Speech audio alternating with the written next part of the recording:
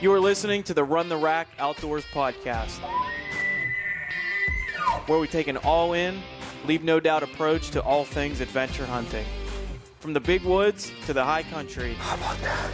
Let's learn together as we discuss with our expert guests on what it takes to be successful in the backcountry. I'm your host, Weston Homa. Let's get into it.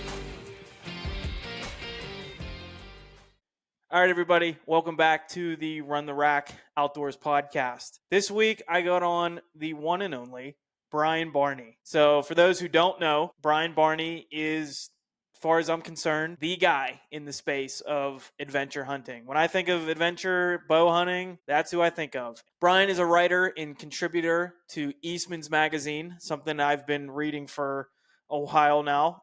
He's the host of the Eastman's Elevated podcast, and he's on their TV show, YouTube, and all that stuff. So we had a great conversation, a lot about how to prepare for Western hunts, the mindset, and then right at the end, I couldn't help but ask him some specific questions on mule deer, and he gave some great advice. So stick around for that as well at the end. And I really hope you guys enjoy this one because I really enjoyed the conversation. Don't forget to check out the online blog. I got some articles on there, training for hunting season, and just some other articles on insights and passions as well as to like why we hunt. And then my thoughts on gear and what I think is the best route for somebody to spend their time and money on getting ready for a Western hunt. Other things going on, still getting the bow dialed in, getting a little bit of a headache here, trying to figure out the best way to go about tuning, but it's all good stuff. And just running a lot. I think when this drops, I'll be about 9 weeks out from Grandma's Marathon. I'm running that in Duluth, Minnesota, and I qualified for Boston last year. This year, I really got to make sure I'm fast enough to make sure I'm running Boston in 2026. So that's the goal. Going to push for 250. So I've been training really hard and clipping off a 65-mile week this week and just getting after it. Let's have a great week, everybody. Thanks for listening, and let's run the rack this week. That means we're getting everything done. We're leaving no doubt by the time hunting season rolls around. We're training. We're doing our scouting. We're crushing it at work. We keep getting squared away with the family. Just being the best every single day. So that way when hunting season rolls around, we're all in. So I hope you guys like this one with Brian Barney. Thanks for tuning in, and we will talk to you later. Hey, everybody. Welcome back to another episode of the Run the Rack Outdoors podcast. This week, I have a very special guest. It is the one and only Brian Barney. Brian, how are we doing today? Yeah, good. So I was so stoked to connect with Brian. For those who are listening that might not know, Brian is a writer, contributor for Eastman's. And I'm a huge fan of Eastman's and the platform, just reading the magazines and everything. And he is the host of the Eastman's Elevated podcast. And it's funny, like I was just telling a friend the other day, because I had told them, I connected with Brian Barney and we were going to set up this podcast and everything. And adventure hunting, adventure bow hunting is the essence of my platform and everything. And when I was thinking, like, who would I think of?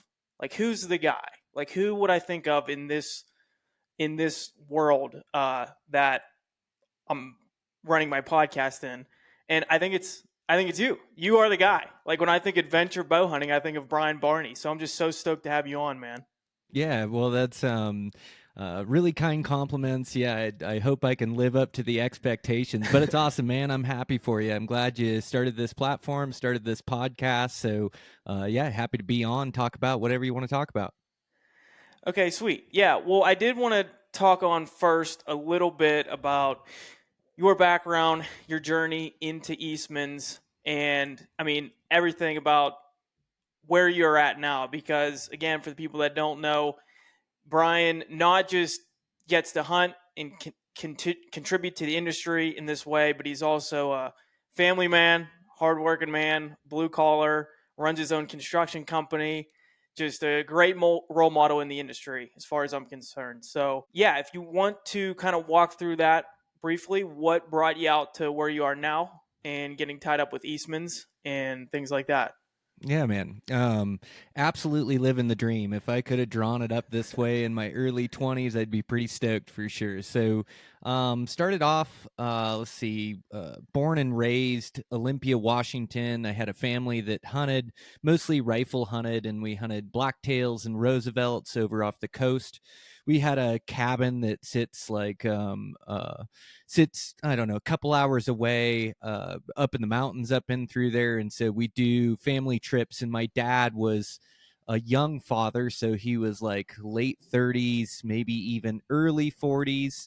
I think he's like 21 years older than me. And so he would take me hunting, and we went hard. We busted a lot of brush for those blacktails and hunted, and I enjoyed it. I enjoyed the family aspect. When I was 13, I worked all summer long to be able to get my first bow. I was the first one in my family with a bow, and I was just good at getting lucky right off the start. Like I arrowed a blacktail buck with which my family just thought I was a legend for it. Like I got that bow, and it was a 40-pound bow. I weighed about 75 pounds, and I was just this little kid, but I was able to like arrow this blacktail all on my own and arrow an elk all on my own. And so that's kind of where the journey started. And then I really fell in love with like sports. Um, uh, really enjoyed wrestling. I just learned like all these life lessons, and they just, they got me into wrestling like in seventh grade just because they needed somebody small to fill the lower weight classes, and that was fine. And then I really enjoyed it. And I started learning these lessons. Like the harder I worked at something, the more I achieved, the more I put into it, my commitment level. Like you're given the genetics you're given, and then it's about hard work. And so these coaches helped mentor me, and so I like fell in love with the sport, fell in love with working hard at it.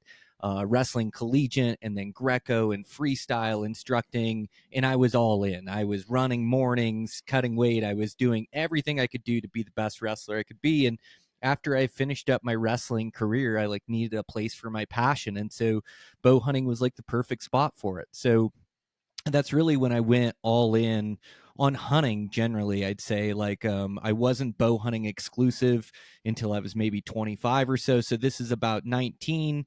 I moved from the Pacific Northwest to Montana. So I live in a small town in Montana, which I'm super fortunate to be able to make a living here. So I live in Ennis, Montana, and I just went all in on bow hunting, on hunting experience, and really started traveling all around Montana, started finding success, and then started traveling all over the country, committed to bow only, and started finding success. And so I started like writing about it, and I had all these thoughts about hunting and how to be better, and read every book that was out there. I soaked up every piece of knowledge that I could find, but it was a different day and age. Like I'm 45 now, so we're talking 20 years ago, like really before there's a lot on the internet. There's publications, there's some hunting videos like Primos and things. And at that point, Cameron Haynes had written his book. He was the editor of Eastman's Bow Hunting Journal. And so I fell in love with the writing and his work ethic, and I just started putting everything into bow hunting. And as I started finding success, I started writing about it. And so I would just submit articles for free, really, for the first dozen articles, 15 articles. I just wrote them for free and just got published here and there, maybe some free gear along the way. And then finally I wrote Eastman's, and I'm like, hey, it's my dream to work for you guys. I've been published in your magazine, a dozen times. Like, what about a pro staff article? And so I said, sure, kid, like send us over an idea and we'll see if we can get you published in the next magazine. And so the next day, I think I sent him like 30 article ideas. I just had so much running through my mind, like the public land hunter. And so after that, they kind of hired me for one, and guys really liked it. And so I've been writing for them ever since. So yeah, we're coming up. See, I think that was like 2008, 2009, somewhere in there. So coming up on 15 years, and just through that created other opportunities. And all the while, like really living the ethos of being the best bow hunter I can be, and falling in love with the adventure side of it, and the hard work side of it, and just trying to perfect that. So each and every year, I'm more and more excited, and share my journey. I started the podcast. We started that in 2014. So we're in our 10th year now, or finishing up our 10th year of the podcast. and then got some filming opportunities. And again, I just reinvested in myself.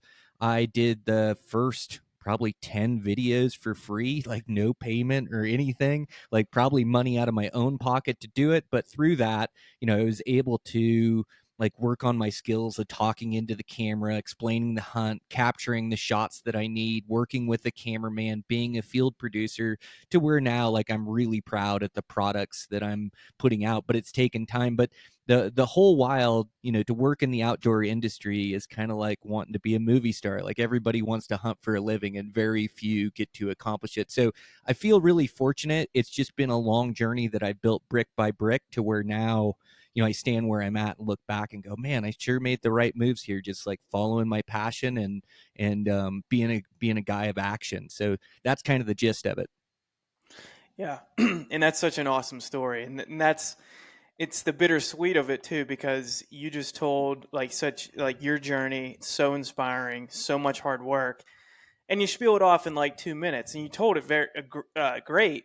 But that's years and years and years of putting in the work, not knowing what was going to come out of it, but you just kept following your passion and just working as hard as you could every day, I'd imagine. Yeah, nailed it. Yeah, that's Yeah. exactly it. Yep. Yeah. So super awesome stuff. For those who I know, it just seems like any more content nowadays is just video and podcasts, and that's all great. But I'm just still a fan of, I guess maybe I'm an old soul a little bit. I like reading books. I just like tangibly holding things. And then I'm a Eastman subscriber. I got a whole stack down on the bottom shelf. And just reading your pro staff articles now about just even in the off season, just preparing for these big adventures and everything. It's so inspirational and such a good writer too. I think, I don't know. I just hope that that's not like a lost art anymore, because there's a lot to be said with some good articles and things like that. I think it's really neat. Yeah, me too. I'm glad there's others out there that still like the written word. And it's just not the same reading it on the internet or even an internet magazine, like to tangibly hold it, to look at the photos. And a photo really is worth 10,000 words. And I take a lot of pride in good photography and trying to capture like the essence of the hunt. And then I love the written word. Like I do so many podcasts nowadays, and I love that format, that way of sharing the hunt, but also that written word. You're able to like really think of your word choice, really work your way through it, go back over it, make sure you get your like essential points across to the article. And then really it's the same thing. It's like not just talking the talk but walking the walk. Like I'm a blue collar bow hunter, and I have a common thread with all you guys that have an absolute passion for hunting out west. And so I think living the ethos like brings more power to my words. Is like I am doing all the things that I talk about. I am working every day to be the best bow hunter I can be. I am going on these giant super adventures and spending a bunch of days out in the field really challenging myself. So I think that's like where a lot of the successes come, is just like living the life that I'm talking about, or living that ethos. I think it brings like a lot of weight to the writing, to the podcast. So yeah, I think that is my secret to success for sure. Yeah, totally. And I'm not calling myself a writer by any means, but I started my online blog with a few articles and just kind of like pouring my heart into it, and then other things that are just more maybe practical, helpful tips. But I do kind of enjoy that a little bit too. Like I have a ton written on my computer just because I just feel like that's, I guess it's expressing myself or whatever. But you can really like piece together like exactly how you want to put things. And I don't know. I think it's cool. I got to check out the website. Yeah, I got to check out your articles there. I want to read them. Yeah, so it's and for again the people listening, runtherackoutdoors.com. Just three up right now, ton more to come. Even if it's not something that really pushes the content, I really enjoy it. So training to hunting, another article about just why do we do it? Why do we hunt the mountains when there's numerous other ways to put meat in the freezer, to even fulfill the itch of hunting like an easier way? So just things like that, and then my thoughts on kind of gear and things like that, and making sure guys are allocating their time and money appropriately if they want to chase a dream. I don't know, just some lessons learned and just insight, and it's just my thoughts. nothing's right or wrong. But anyway, No, I won't love talk. it, Weston. Yeah, Yeah, no, like I think like both of those, like writing about gear, the things that worked for you, the things that didn't, what your preference is, being able to explain that, what's really important, what's not. Like that's all great stuff. And then the why we hunt is like such a difficult question. It's like, yeah, we love the nutrient dense organic protein that we're able to fuel our hunts with for sure. Like that's a big part of why we hunt, but there's like more to it too. There's like the adventure side of it, there's the challenge side of it, there's the passion side of it, and so it's all these things mixed into one to where, yeah, it's hard to just take like the meat argument. So I think those are great article ideas, and yeah, stoked to go read them. thanks. Yeah. Let me know what you think. Appreciate it. But I won't. I'll get off my high horse here talking about me. We'll keep rolling here. So those first, you moved to Montana from Washington, Mm-hmm. and something that I'm curious about because it's funny. The first couple guests I've had have moved from. The first guy moved from the Midwest to Idaho, very successful in the backcountry now, and my other guest moved from Texas, and then later on, and then he moved to Colorado and really leveled up his hunting. So I asked both them this, and I'm curious you as well. Like, can you take us back to that first year, those first couple years, because it's so easy to see. You said where you grew up, and then you see where you are now. But I know you're a public land do-it-yourself hunter, and that's never easy, even after years of experience, I'm sure. But what were those first couple years like? Not knowing, not having the resources we do now, the OnX and just all the resources on the internet and things like that. What were those first few years like, trying to figure out some good areas to go and find Yeah. success? It was nice. I didn't have any preconceived notions. I didn't even have that good of a skill set, really. Like I had grit, and that was about all. And so I just spent all my time in the mountains. I was like shed hunting in the mountains. I was bear hunting in the mountains. I was summer backpacking in the mountains. I was looking at trailheads and access points. I was talking to locals around the town about the valley. I was just trying to take in as much information as I could. And then, when it came season, I would go really hard in these spots that I think would be good. And some I struck out, some I found success. And so it was it was really fun. It was like learning from scratch because I came from the Pacific Northwest where we hunted a lot of timber and we hunted a lot of alder slides and clear cuts, but to really change and start using my glassing more open terrain, to really get comfortable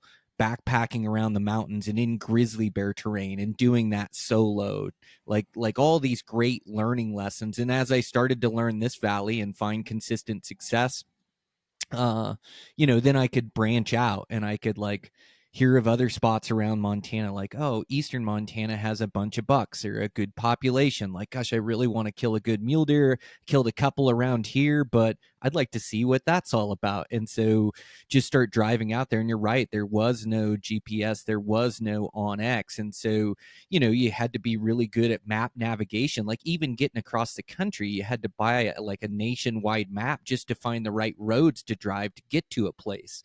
And then once you got there, there was nothing marking public and private, so you had to like discover all the maps for the national forest. And then there were other maps for like state land and BLM land that you had to get. And then you'd have to drive down a road and you'd have to click your mile marker on your truck to drive down 8.6 miles to where you crossed the public land, that where you dove off. And so there was like a lot of these skills that we don't even use nowadays with the OnX or with the convenience of all these things. But there was a bunch of different skill sets that had to be learned. But I've always said, like, hunting different species in different environments makes you a better overall bow hunter. And so I was just head over heels for bow hunting and taking any opportunity. And I tell you, back in the day, like, I was pretty fortunate. There weren't a lot of guys doing it, especially with the bow, especially hunting mule deer, like in the high country. Like, I could go to the best units that take you 10 or 12 points. I could draw with one or two, and I could hunt my way across this nation in the best mule deer units on planet Earth and go in there with my bow and go try to figure them out. And so I learned like a lot of good lessons there throughout the years. So it was definitely daunting at first, and maybe I was just like didn't know enough to be scared and just went head over heels to try to do it and be out there as much as I can and soak up that information. And I always think a big key to my success is the experience, like how much time I get to spend bow hunting or how much time I get to spend in the mountains. And even my trail runs, my trail run today, my trail run yesterday is all like good muley terrain and just going, up these trails and off trails in different places. And I'm scouting as I'm doing that, or maybe I find a chip of an arrowhead in there, or maybe I find, but it's like paying my dues in the mountains. I can smell the sage, I can smell the cedars. I'm putting in miles where eventually I'll be hunting in the fall, maybe not that exact spot, but spots that look just like that. And I do use my trail running for scouting as well. So I think that's a big key to my success. Gotcha. And I think what's key there too is like when you first got out there, it was just, I mean, you were chasing spring bear too and everything, and just spending time in the mountains, even the summer backpacking, because I think people don't realize like a big skill of like this Western mountain hunting is basically backpacking and backcountry camping. Like that's a huge part of your time. And that's what I always try to think of, I'm back east here, the guys from back east that want to go out west and everything. And I try not to sound arrogant when I talk to them, but I'll ask them a question of like, when's the last time you were out camping? Like in a tent, not like in an RV, like out in the woods, like spending a night in the tent and things like that, because that's what you're going to be doing for 6, 7, 8, 9, 10 days. You're going to be packing up the tent, hiking around, hiking up mountains. It's going to be tough. It's going to be a heavy backpack, and you're going to have to be efficient with your gear, collecting water, moving, setting up camp, breaking it down. And you will be surprised how a lot of guys go out there thinking that that's all just going to be easy and come natural. Like, yeah, I got it or whatever. But it's, I mean, I spent some time in a camp last year for a couple of days in Colorado, and the one guy, he had such a good attitude, so I hate to poke at him, but he was struggling to set his tent up. And I'm like, dude, like, you're lucky you got some guys here with a little bit of experience, like to help you out, because like, obviously there's no service, there's no nothing, and like it's little things like that that you can control no matter where you live in the US if you want to go travel out west. So what I did, I mean, years ago, as I started to hunt the West, even before the first year I went, I would just go, yeah, just go backpacking. Here in the East, there's great big places, the state forests, like in Maryland and West Virginia has some mountains, and the Adirondacks in upstate New York are actually beautiful. I've done multiple weekends up there. Shenandoah National Park in Virginia, just go do a long weekend. Bring all your gear, wear the same boots, bring the same tent, your water filtration, and just spend a couple days hiking around. It's also fun. So if you're out there and you think that's like miserable and you don't want to go do that, I don't know how good of a time you're going to have doing it out in the mountains for even longer than that, because the mountains are bigger and you're going to be more tired and all these things. So yeah, I just think that was a good little takeaway there of, these skills just come with time and spending time doing the thing. Like it's not rocket science. Like try it, like do the thing, to Yeah, get good at the thing. that's really good insight, Weston. Mhm. Yeah, it is like you're mountain savvy, like you're backpacking savvy. Like it's gonna feel overwhelming and it's gonna feel daunting when you get out there. And there are dangers, It's like not a nerfed world, like you in your safe car and in your safe house, and things can happen, don't get me wrong, but it's way more present when you get out there and there's grizzly bears or there's rattlesnakes or there's tough terrain, or you got to worry about your water, like to make sure that you've got enough. And so there's like so many dangers out there, and it's a bit overwhelming when you first get out there, especially on like a solo rip. And so yeah, I think you make like a really good point. Like it's comfort level, and it's also like a mountain savvy, being able to start a fire when it's soaking wet and raining for 2-3 days, and you got to warm up and dry out your stuff to know how to do that. And it does seem simple, like that doesn't even seem like part of it, but I guarantee when you get out there, like these things become really difficult. You're going to be exhausted from doing so many miles and so much elevation and pushing so hard, so you're not going to have that clear mind, and you got to be able to think, when you are a bit sleep deprived, when you are a bit exhausted, you got to be able to still perform. And I do think like my backcountry hunting, like I do really well because I put all my focus into hunting these deer and elk because my comfort level is so high out there. I've suffered on so many hunts and done it every different way from Sunday, from bivy camps to wall tent camps and everything in between. So, yeah, I kind of always know the right gear to bring. I always know the right food to bring. I can always adapt to the situation and problem solve. And so that stuff comes real natural to me where I don't got to spend a bunch of time or effort working on it, where I can spend all my time and effort trying to find that big buck or that big bull. And I've got camp squared away. I've got water squared away, food squared away. Like that isn't even a concern. So, yeah, I just think that's really good insight into hunting the West that you bring up. Yeah, and I think also too, all this same time you're building your confidence and all these skills because you can always look back and be like, well, I did a couple of days solo here. I went through this. Like an example is I remember I did a long weekend in West Virginia just by myself, backpacking, taking pictures, having fun, testing the gear I'd take out west. I think it was over like a Labor Day weekend. And I purposely stayed till like the Monday, like holiday, because there was a storm coming Sunday night. And I said, well, if I want to be this dream, if I want to live this dream of a mountain, hunter in the West and do some solo trips and stuff, I hear guys, this was years ago. I hear guys talk a lot about riding out storms in the high country. So I'll see how I feel in this storm down here in West Virginia. I remember it poured all night in this little old REI tent that I had patched up. It held up and I was good, and you make it through that. And then flash forward the next summer, like I had done multiple backpacking trips and I hunted the West a few times, like with guys, but I wanted to do like a solo trip. And that's actually, I think, when we first connected because I was going out there to scout solo for 6 days. And the tag though I had was in October. So I think I was like reaching out to you to pick your brain on like, well, if I'm going out there in August, like where do you think the deer might be in October? And couldn't believe like you messaged me back and you were very helpful and everything. But on that trip, I spent a few days like a little bit at that next level where they drop down, maybe where they might shift if there was some bad weather, learned access, but then I spent a few days up high to see like where a lot of the deer like currently were. And I was happy I did that, but up there was a couple nights it would storm. And you get that lightning way up high by yourself and it's yeah, first couple times you do it, I think anybody that's ever said the first time they do it and they weren't a little scared is probably full of shit. Mm-hmm. But I had built a little confidence and doing a bunch of trips by myself back east and riding out those storms before, and you get through it, and then you just keep building confidence.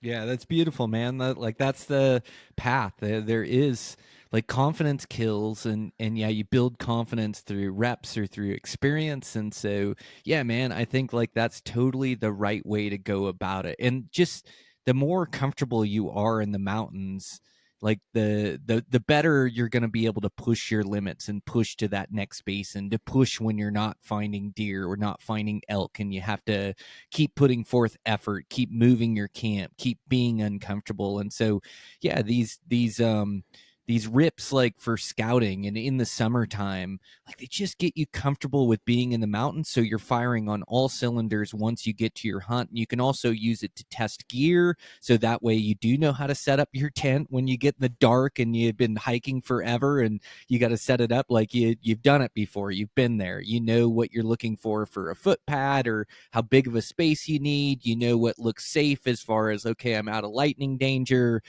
No widow makers, which are like big branches or trees that can fall on you in the middle of the night. And so you're like taking in all this information to like keep yourself safe and in a good spot so you can hunt hard. So yeah, I think that's crucial for guys wanting to hunt the backcountry, is getting those reps and that experience. And it doesn't always have to be during bow season or during hunting season. It can be during the summer, and then I love to put on big miles too. It seems like my scouting trips, you had 6 days coming from the east, which is great. My scouting trips are usually like 2-3 day goes. And so I push really hard for those 2-3 days, where I'm covering a lot of miles. And when I'm scouting bucks, if I find a good one, I don't just spend the whole trip on him. I continue to move through the mountain range to maybe have a backup plan, or maybe find one bigger, find where more bucks are located, just to have more information coming into season. And so, I really grind and push hard, which gets me ready to grind and push hard once season's here. Totally. I think that's a great thing I wanted to talk about too. Was I know a lot of guys will talk about, confidence is what kills. Confidence kills deer. Confidence kills bulls. All these things, but we kind of went down the rabbit hole a little bit with a few examples.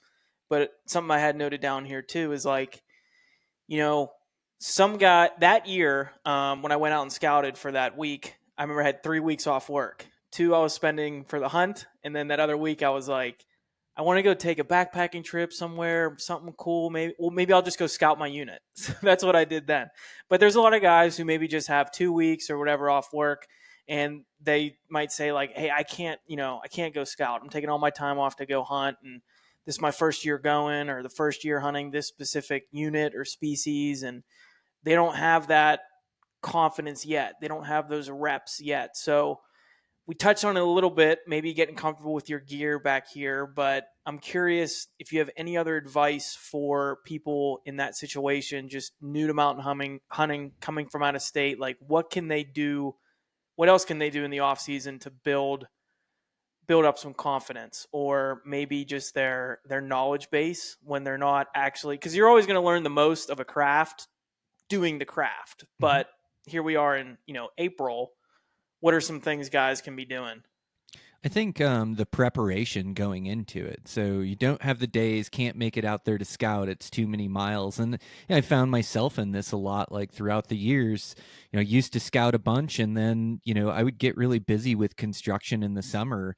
And, for 10 years or so, like I just didn't have the time to scout. Maybe I'd get out a weekend, or maybe I'd get a go, but I was trying to get so much work done so I could take off time during the hunting season. And just the last couple years, I'm kind of back to taking time in the summer and really scouting hard and making the most out of these hunts, and got the construction world dialed. But I would say the difference is in the preparation. So you can't get out, you can't scout the unit, but you can e-scout it. You can write down your hunt plan in a notebook. You can come up with, and we were talking on my podcast the other day, Eastman's Elevated, and you were talking about your hunt plans and how you were on plan C or plan D or plan E. Like, you can develop these different areas of where you're going to park, where you're going to hike, where you're going to glass from, where you think there's like likely spots for deer and elk to be, and then you start developing another spot. And so you can make all these hunt plans. You can scout your unit through Onyx, through Google Earth. You can put all this time into your hunt, and you can do it all in the evenings after work. Instead of sitting in front of the TV, you're sitting doing your e-scouting and putting in an hour a night. You can get your body ready, your physical preparation. These hunts and these mountains are tougher than you expect, and that goes for everybody, including me. Like, you get on these things, they are a grind, and so, like, getting your body used to that day after day of exertion, that long form endurance, making sure that you're ready physically to go on these hunts. And along with that physical side, you're sharpening your mental edge, your mental toughness, and you're working on, like, okay, I know I'm going to be tired day 4. I know I'm going to ride. I know I'm going to get to a big storm. I know it's going to be scary. I'm going to ride it out, and kind of just like walking yourself through all these scenarios that you could run up against. Like, okay, I could go in here and there's a bunch of hunting pressure here. I'm going to have to hike back out. I'm going to have to go to my truck. I'm going to have to drive to a new trailhead. Like, you're almost problem solving before you get there, working through these issues that you think you're going to run into, making sure that you're so dialed on the bow. Like, every successful hunt comes down to making a shot. And whether it's with a bow or with a rifle, like, that practice, like, it pays off during hunting season. And the time to improve your archery skill set is prior to season, not during season, so you come into hunting season with the skill set that you've earned over the past year or the past, or your lifetime of working with archery. But if you put in the work now, getting that bow dialed, getting a super tune in it, getting it to perform really well, shooting arrows every day, whether it's indoor, really challenging yourself for scores, but just running those arrows through the bow, building that muscle memory, and then taking it out to the angles, to the 3D targets, to the shooting off balance, to the shooting with high heart rate. Like, all of this stuff will come into play. And when there's a giant 6-point bull in front of you, like, the only thing you want to do is make that shot, but it's a lot easier said than done. So putting in the time prior to your hunt to prepare for it, so that when you do get your week or your 10 days, you can give it your all.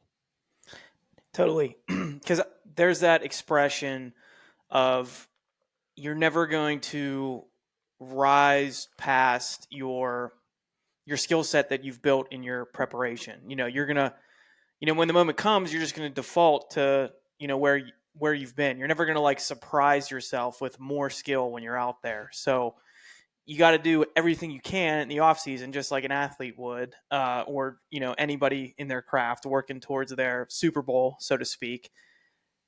If you want that level of success, the preparation has to come all before. Like, there's the old parable story of the man chopping the tree down with the axe, or he's digging for gold or whatever it is, and like they finally hit it on the one hit, and they think like that's the hit, and it's like, no, it was the 1,000 other shovels full or the 1,000 other swing of the axes that really did the work. So picture that as like your other 11 months out of the year. That's what's actually put that arrow in that animal, not necessarily just that day that it all came together. That's how I like to think about it. It gives me a little bit of motivation, something to think about like on my run or something. Yeah, it's spot on, man. Yeah, it's Mm-hmm. like paying your dues before you get there. Yeah, I love that. Mm-hmm. And I think too, like building the knowledge base as much as you can. I mean, my deer and elk knowledge has grown so much over the years from being out there and actually looking at the animals, paying attention to where I find them, where I don't find them, what they're doing when I'm watching them do their thing, what they're eating, things like that. But there's a ton of great online resources that you can take advantage of prior to going out there, and books and other things. And I've done several just because I'm always looking for an edge. I remember doing Corey Jacobson's Elk 101 course years ago. And then I'll totally plug yours too. I took your mule deer course, you and Dan Picar's course. Mm-hmm. Super helpful. I mean, after that hunt, when we came home, like I got a buck, my dad got a buck, and it was that bucky terrain. And like that just little nugget that I got from that course, like I didn't memorize every single word you said, but for, the day in and day out, like throughout the summer leading up, like I would just try to do like one module or one lesson a night. And that bucky terrain really just stuck in my mind. Just the folds, the nooks and crannies, like that's where a lot of those bucks are going to be like to hide. And sure enough, that's kind of how it all came together. So it was just that one little nugget kind of led me to that area a little bit on my scouting trip, and that's actually where it all came together. So there are things, you can do definitely to build your knowledge base. So yeah. Yeah, you're the best example. Like, you're doing all the things, all the things that we're talking about today. Like, you put into practice, and those are the guys that are consistently successful. And to me, it's like no surprise when I get to talk to them, So like, you're on the path and on the journey, you're putting in all the work and doing everything you can do to find success, to be the best bow hunter you can be, man. And that's what it really takes. Like, this endeavor that we're taking on is like really difficult, like to do it, public land, do it yourself, to go out to find a success with a sharp stick and your bow, is like extremely difficult. And so you're almost forced, like, if you do want that next level success, you have to put in next level work and next level preparation. And that's exactly why, what you're doing, and why you're seeing success, and why you're going to see more in the future. Thanks, man. Yeah, I think you got to be a little unbalanced with your obsessiveness if you really want to get good at this, because social media makes it look so easy, and so far from where I want to be. I don't have remotely as much figured out as I hope to one day. But just keep trying to get better every day. That's all. Um, the next thing I had noted down here, I wanted to ask you. So I think I mentioned this on a previous episode, but I wanted to bring it up to you too. So Cliff Gray, he's I guess call him YouTuber, but he was like a hunting outfitter for a long time and has a ton of experience. Great, puts out great content, and he has a video on his YouTube that's kind of popular, and it's just like him driving in his truck, and the question is like, why do hunters quit? And he just goes off on this tangent, and I'm just curious your thoughts, because his answer was essentially they don't know how to deal with stress.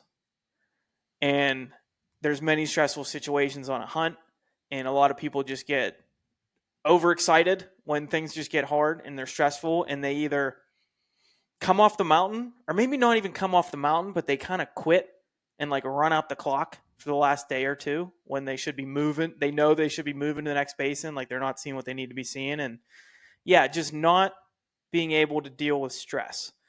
So I wanted to ask somebody who I think's probably the most successful in this craft, Brian Barney, how do you deal with stress out in the mountains when you're on day 6, not seeing any good bucks? Another storm rolls in. You got socked in again in the morning, just everything going wrong, out of water. What do you tell yourself? How do you deal with stress in those situations? Yeah, that's great insight by Cliff, and like yeah, it's great you like picked up on that. I think that's like a interesting way to describe it.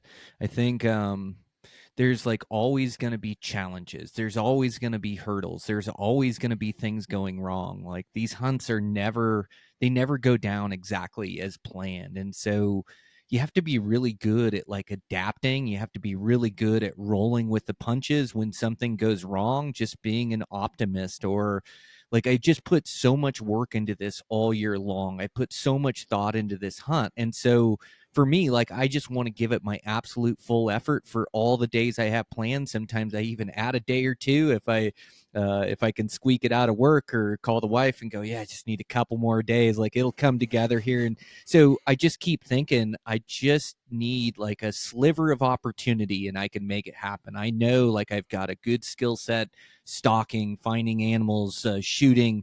Like I just need a sliver of an opportunity and I can get it done. And so like throughout the years, it's not that I haven't ever made a mistake or thrown in the towel or had an unsuccessful hunt. Like I do, I come up against it at times, but I just don't give into it. I just don't give in to failing until I've used up all my days, or I've used up my extra couple days. And so like every day I just wake up and just think like, what can I do today to give myself a chance? Like, do I need to go locate different bucks, or do I need to go locate bucks? Okay, I just need to continue to put in the miles. I need to be at the right spots at the right time, at first light and at last light, these vantage points. And so I just kind of always focus on the next thing and just try not to get too overwhelmed by it. And, you know, if the cards fall and I don't arrow a buck in the end, I know that I've done everything in my power to try to arrow a buck in there, day in, day out. And so like I just try to keep myself up. Like these hunts will have highs and lows, and I try not to let myself get too low and also not too high either. Like find a buck, like a giant buck, like that's really exciting. And I just try not to get too up, because I know there's a million things that can go wrong and I don't have that buck killed yet. So how do I get him killed? You know, it's like, okay, you know, where's a chink in his armor? Where's a weakness? Where can I exploit, you know, one of the things he's doing, where he's bedding, where he's feeding? So I just start working into this problem solving aspect of it, of just like trying to think of where my next move is, not let myself get overwhelmed. And I mean, the truth is like, I have given up early before. I have gone home and I had 10 days and I came home on day 7 because the hunting was really crappy or the weather was really crappy and I wasn't seeing anything. Like there's always an excuse for not being successful. Like there's always something. And I'll even find myself in this trap if I come home and I'm not successful. I'm like, well, it was the weather, it was the smoke, or it was the hunting pressure, the unit doesn't hold these type of bucks. Like, sure, there's legit reasons, but I try to keep myself from using those as an excuse to being successful. And it's amazing over the years, like how many times where I just don't come up with an excuse. Weather's crappy, it's like, that's fine. Well, I'll still hunt the timber during the rain. I'll do, that's like all I can do at this point to like give myself a chance. And maybe I run into a bull. At least the rain's quieting down the woods. At least my footfalls are quiet in there. And so, I just like always thinking about things positive of what I can do to be successful, try not to use excuses, and then just try to put my full effort. And just remember, like all the work I put in throughout the year, I've been dreaming about this backcountry hunt and looking forward to it all year. And now I'm on it. Like, just enjoy it. Like, immerse yourself in this hunt. And really, throughout the years, like the real enjoyment comes from the journey. It's not kneeling behind a giant buck. It's everything that led me to that point, to killing that giant buck, from, backpacking way in there, from grinding out storms, from finding that buck, to making the perfect stock, to lacing a perfect arrow through him. Like, that's the fun of it. The fun of it is the epic hunting that I get, where I'm making plays and I'm takes me 2 hours to move 20 yards down the hill to get close to this buck, and I waited for him for 4 hours. Like, that's the difficult things, but that's really what I remember in the end. So yeah, I just try to be immersed in the experience, be an optimist, be a problem solver. And that's kind of how I go about it. And I think that's like, I've just sharpened those skills throughout the years, being on a lot of tough hunts and taking it down to the last day and arrowing a buck, or like having, the gnarliest storms. And then all of a sudden the storms break on day 11, day 12, and I arrow a buck and get it done. Or, there's hunting pressure everywhere, but figuring out where these animals are getting pressured to and doing a bunch of miles into the center of these unpressured zones. And all of a sudden I find epic hunting and I put a perfect arrow in a giant 6-point bull. Like, I have all of these experiences I can draw from. And it's kind of like being a runner, knowing that you've run ultra marathons. Like, I know the chips have been down and I've came out on top before, so I can just use that as motivation during my hunts to like keep myself engaged in them.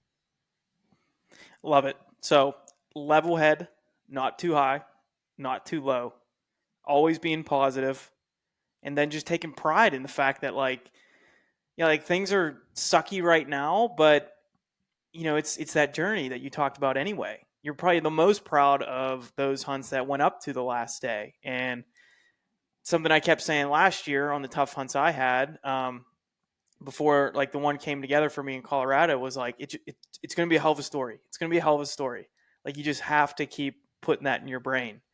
And yeah, no, I love that answer. And I think, yeah, I think you really do have to take pride in those hard times out there. Otherwise, like, what other option do you have? You're going to talk yourself out of it. Like, it's like the universe is kind of giving you some negativity. So if you're taking it as negativity, then you're going to put that back out. So you have to flip it around the other way. And it is that cool story. Like, sometimes, that's what it's all about. Like, sometimes I like to think about, I just read this in a book and I just think it's fun to think about. Like, if the world ended and like nobody was on the planet, like, what would you do? Like, what would you do? And I remember thinking about this and I was like, I'd for sure still be hunting. I'd be in the mountains. I'd still be running. And I was really thinking about hunting and I was like, man, like, I just take so much pride in that, kind of being back there and making it a little tough.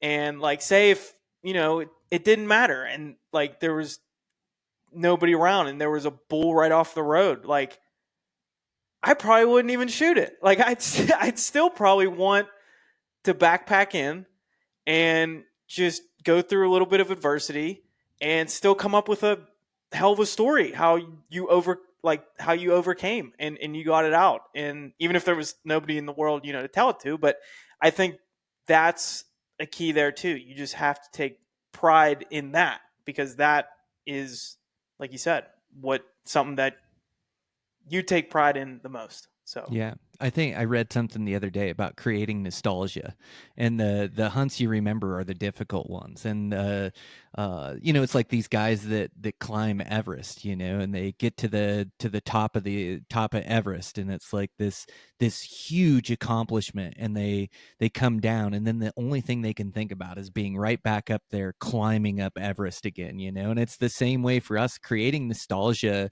and that's creating memories that you think back on, that you remember, and it's creating a life worth living. And I know when I get together with my buddies, like we talk about the storms we've rode out and almost getting struck by lightning, and grizzly bear encounters, and sleeping in a ditch, or sleeping off the side of the road while we're traveling, or there's like all these stories we bring up. But it's a type 2 fun. Like, you have to kind of like to suffer a little bit, and the more you put into something, the more it means to you.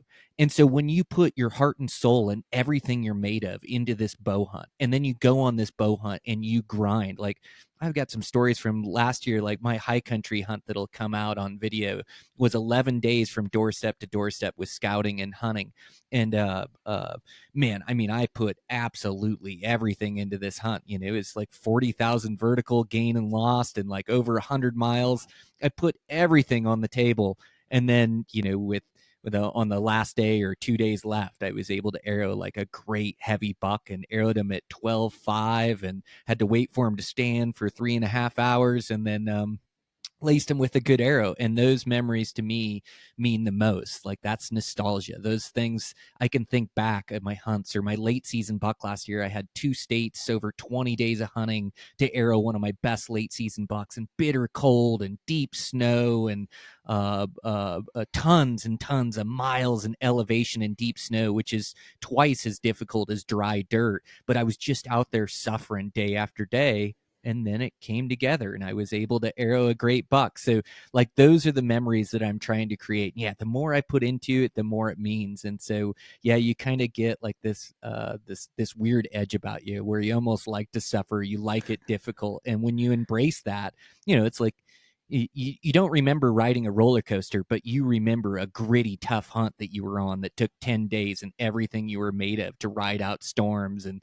sleep in the dirt and then arrow a buck. Like, that's the thing that's like fires guys like me up, guys like you up.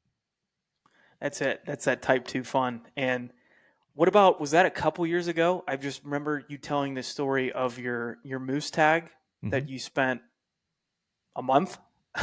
Yeah, I'm sure there's there was a lot of type 2 there. 30 hunting days. And so That's a moose hunting, long I drew time. a good Shiras moose tag in my home range, and I knew it really well. I had seen good bulls in there, but moose are weird. Like, their densities are like way lower, and so their densities, per mile, there may only be one moose per mile, but they're not spread out throughout the landscape. They're in concentrations, and so it really tested me. Like, I had to watch myself talk during it, because I started losing my mind at times. There'd be days where I wouldn't even see a moose. And it was a long season. I wanted to kill a good bull with my bow. Didn't have to be a world record, but a good representation. But yeah, it was 30 hunting days to kill that moose. And, some days would just be after work in an evening, and I'd go cruise a spot and go look at it. And I used a combination of still hunting, driving roads, and master vantage points, but I just kept to the plan. I kept putting in effort. And I had a black bear season one year where I put 50 days in to kill a black bear. Now, again, a lot of this is just hunting evenings. I can hunt after work, but 50 days. And so I use like a lot of that toughness, a lot of that discipline of just day after day, I keep doing the right things. It'll come together. And eventually it did. Eventually I ran into a good bull. I had a rule, solo for like a lot of it, and solo pack outs. And so I'm like, man, a moose is heavier than an elk. Okay, I can only shoot one 2 miles from a road, because I may have to get it out solo. And it was in the snow. It was in November. It was getting cold. It was post rut. I had already hunted the rut. And I cruised way up this drainage and got to that 2 miles, and it was like, I'll just go a little bit further, just see what happens here. And so, Can't help like, it. I ended up killing them about 3.5 miles from the road, but finally Oh, spotted a nice bull. And they're not known for like the toughest animal to sneak up on with a bow, but 30 days to finally find a shooter bull, I did not want to screw it up. And so it was like through these wetlands, through a foot of snow, and through all these like cricks, and like I was soaking wet, but I stalked that bull like he was an antelope. He was with another bull and a cow, and I did not want to mess that up. And so made the perfect stalk and put a perfect arrow into him. He actually ran 20 yards and stopped and put another perfect arrow into him, and had my first Shiras bull elk 30 days of hunting. So yeah, that took some real grit. That's incredible. That is a grind. That's a lot of type 2 fun, especially that pack out, I'm sure. Luckily, it was cold and everything, so you had a little bit. I mean, you had time to on your side a little bit, but yeah, couldn't imagine. But incredible, dude. I wanted to ask you too, while I have you on. Well, first, I know you really like hunting mule deer, and I mean, I also see you hunt elk a lot too. Like, what if you had to pick one? I'm sure you've gotten this question before: mule deer or elk? What would it be? Well, it depends what time of year it is, but like if it's September, my answer is elk. But no, I think my answer for all time is mule deer. Like I love Okay. the extreme terrain that they live in, like some of that high country stuff, some of the desert stuff. It's such varied terrain, and then I love hunting them early season. I love hunting them pre-rut, during the rut. I love the places that they take me, and they're a really switched on animal. Like they're really difficult to kill with a bow and arrow. Like sometimes I think a mature muley like that is one of the toughest. And so my answer would be mule deer. But once it gets to be September, I'm all elk. I think elk are some of the most thrilling ones to hunt with a bow. You hunt them really aggressively, making plays on them, pushing the limits of what you can get away with and what you can't. They also bugle, which is extremely fun, and they've got 5 foot of swords above their head, like one of the bigger deer species besides moose that you can go hunt. So they're an amazing animal as well. And so I have a real tough time picking between the two. But the nice thing is I can hunt mule deer that August, first little stretch in September, and then I'll go into hunting elk, and I won't think about deer for September. I'll be hunting elk.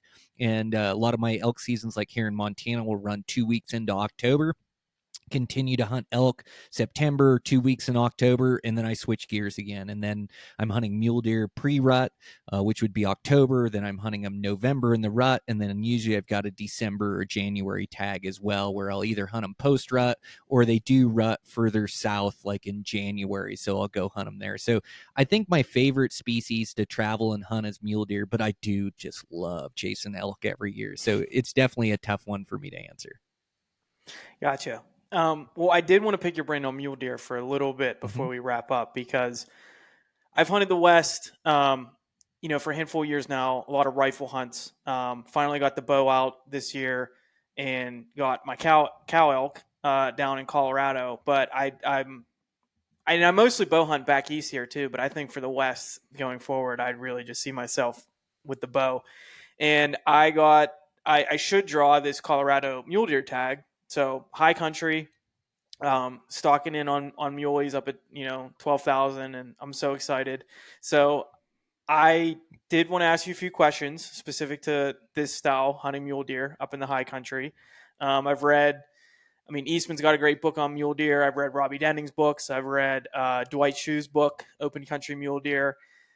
Still though, I had some questions, heard some stuff on podcasts, and I feel like I've heard contradicting things about glassing for mule deer as far as, and I know there's no absolutes in hunting. We're talking about generalities, but do you have a preference on maybe for a morning glass? Maybe that depends, morning or evening. What faces you like to key on in on the most to glass for mule deer? Because I swear I've heard too, like some guys are like, no, keep the sun at your back. That way you can see behind the glass better, and that'll show them. But mule deer also like the shade. So what about glassing like into the sun essentially? So I don't. What are your curious your thoughts there? Yeah. So yeah, I think like there's definitely contradicting answers to that just because there's it's really hard to put rules on mule deer. And so I think it depends on the range you're hunting, right? And so if I'm hunting Nevada and it's open country, and I'm hunting Nevada in and through there, the big south facers are all burned off. There's no feed, there's no cover there. So I tend to find deer on the north side faces. And on the north side faces is where I'll focus, but I'll find them on all four faces. Like mule deer just really prefer good food, cover is what they need. And so you can find them on any face. So it's hard to come up with this side is better than that side. And even in Nevada, there'll be exceptions where I find them on south sides where there's good cover down low, or maybe that south side, like, maybe it wraps around to the east and gives me a good face there. And so, like, it's really figuring out in the unit you're in what they prefer. And so if I'm hunting, like, say, I'm hunting Montana for high country mule deer, well, Montana, like where we hunt them would be like the missions or the cabinets and in and through there. And the north facers have way too much timber and rock slides, and they don't have any feed because they're all shaded. They don't let any sunlight in. And so if I'm hunting Montana, well, then I start finding them on the south facers because there's more cover, more openings that then they can feed in that have that open meadow grass. And so then I'll start focusing on the south side. So I think it's important to, like, get in the range you're hunting and start finding deer, start finding bucks, and figure out what they prefer, and then be able to transpose that information throughout the unit. And so why guys say to glass with the sun at your back, and which is wonderful if you can time it out that way, to be glassing with the sun at your back, whether it's morning or evening. It's not that they're focused on a certain face. It's just you get this haze when the sun is in front of you where you can hardly even see into it at times. It just puts this glare on your glass where it's not crisp, where things don't show up. Now, sometimes I have a deer on a face that I have to glass into the sun to see him. So what I'm going to do, like I've got where I killed my buck this year in the high country, I would find them on this face, but the sun would come up. So let's see, if the sun's coming up, then I'm glassing east. So I'm glassing east. I'm finding deer on this face. I actually can't hunt the west side because it's not in my unit. It's the east side. The ridge line is the border of my unit. So this east face that I'm glassing, I would glass it early in the morning for these deer to be out and be active. And I know, like, an hour into the day, that sun's going to come up and that glare is going to get me. Now, if I already know the deer are there, I can keep my glass on them and I can keep watching them and see where they bed and make a play. But if I just start glassing when the sun is up there, I can hardly see into the haze to see into that. So that's why people give that advice of glassing with the sun at your back, is just because deer will jump out at you. It, like, illuminates the hillside in front of you. It's like such a difference glassing with the sun at your back.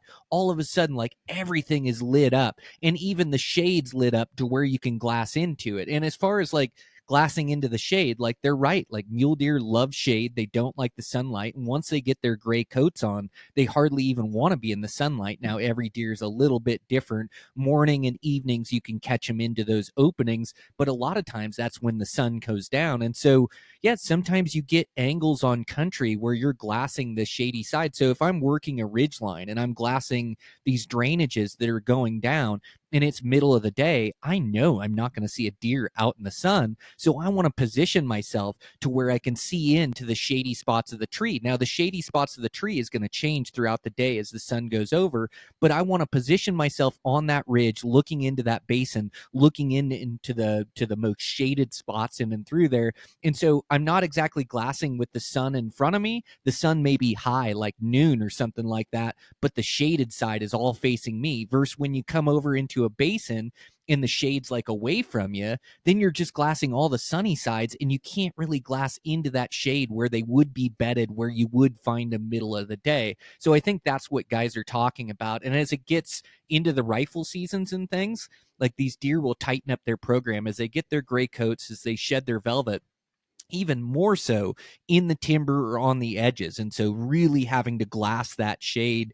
But I think that's what guys are talking about. And so when I don't go into a range with any preconceived notions. Like, I just try to figure out vantage points where I can see a lot of country. And then once I start to see deer, I can start to like transpose that information and go, okay, they're on a ridge that runs north south. They're on the east side. Like, it doesn't mean all the deer are on the east side, but they sure, like, the feed sure looks good in there. It's really neon green. They're getting a lot of shade there on the east north sides that come off there. Okay, like that. Okay, that's where they're bedding. Okay, what else looks like that? Is there? Oh, look, there's a basin 3 down. And that thing has the same layout as this basin. It's facing the same directions, the same sparse cover. I bet you there'll be some bucks in there. I wonder how I see that basin. Oh, I can go around and then get a view above it. So I really use like a lot of current information when I'm figuring out mule deer. And then once you hunt a spot, once you scout a spot, then you can go home and you can e-scout spots that look like that from other trailheads or other places to go in. So I have a real tough time telling you which face to go glass on, because if there's a bucky feature that faces the east, they'll be on that. If there's one on the west, they'll be on that. Like, they can use all the faces, all the features, all 4 sides. And even in country, once you start to pinpoint, like, okay, they like the east sides, you're still going to find one that breaks the rule in a real bucky basin that faces the west. And so I really look at all sides, but I will use that information to transpose different locations. And then, yeah, I try to glass with the sun at my back when I can, but there's times when it just doesn't work out, where you have to glass where the sun is. So try to like look really hard before the sun comes over the mountain, or in the evening, look really hard once the sun goes down and you have that last hour. Like, those are going to be your times that you pick out deer if you're glassing towards the sun. But if you can work it out with your hunt plan where you can be glassing with the sun at your back, where it's like, okay, I've got a decision. I can either be glassing east this morning or west this morning. And it's like, well, obviously I'm going to go glass the west side this morning, and then I'll come back and I'll glass the east side tonight. That like makes the most sense. The sun's going to have it illuminated where I can really pick out deer on there, but it doesn't always work out that way. Right. No, great info there. And I've definitely done that too on other hunts where I'm planning, I'm e-scouting, maybe I'm going to a different area. But I think back to old hunts where I saw a lot of deer or a lot of elk, and I will literally like blow that up on Google Earth and take like a snippet. And then like when I'm e-scouting like a new area, I will be like, what kind of looks similar to like this feed feature? Or just things like that. Like, just kind of look for those like generalities and try to transpose them to other areas.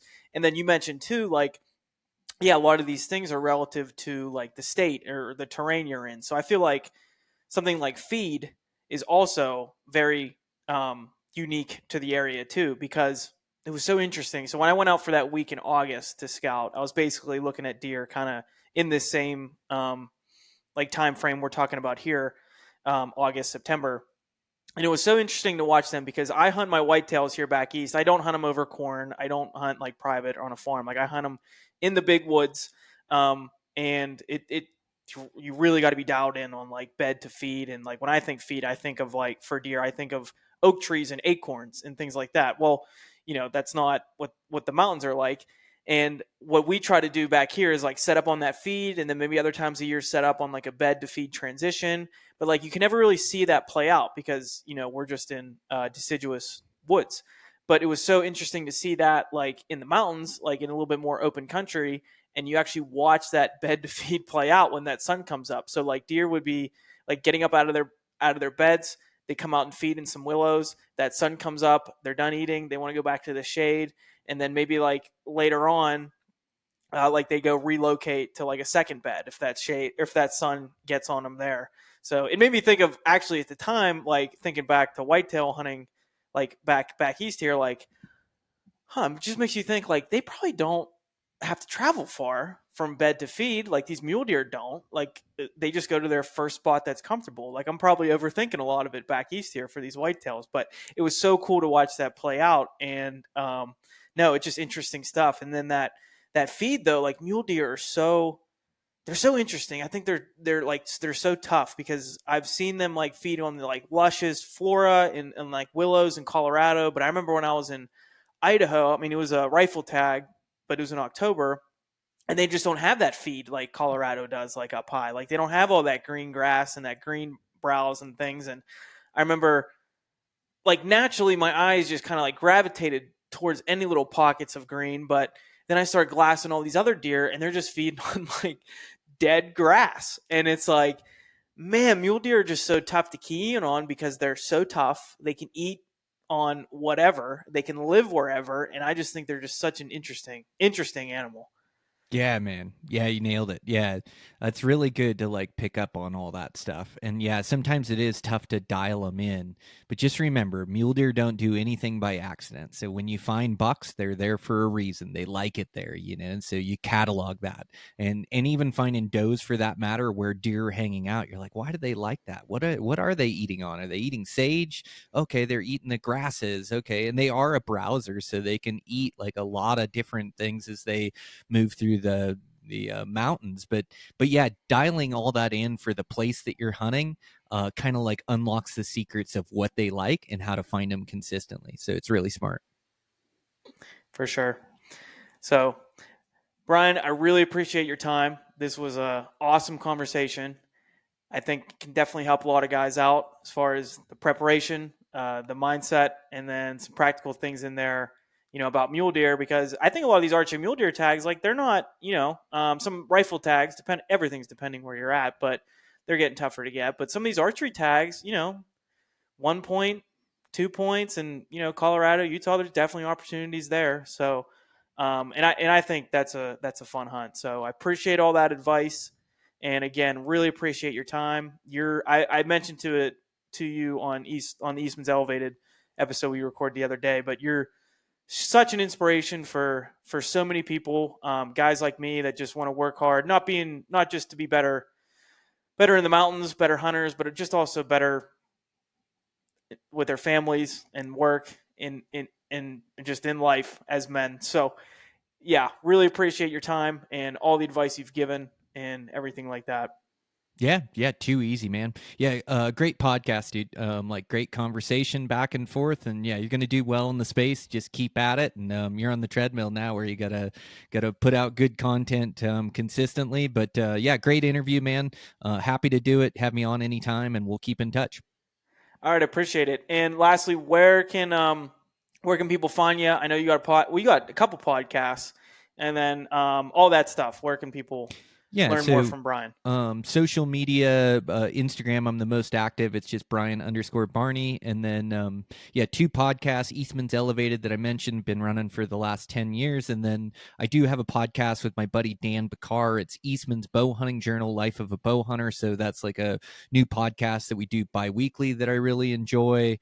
You can check out the videos, Eastman's Hunting TV on YouTube. You can find a bunch of my old hunts on there, a bunch of my current hunts, and then a bunch of my hunts from last season, including the high country deer that we talked about, my biggest bull to date. All those videos will be coming out this summer and into hunting season. So yeah, you can find them there. And then Eastman's the magazine for the riding. Awesome stuff.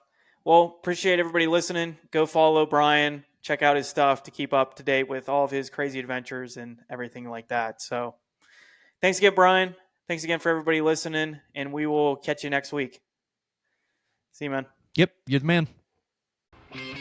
Hey, if you liked that episode, please share it with a friend, share it on your story, and give the podcast a rating and a review on wherever you listen.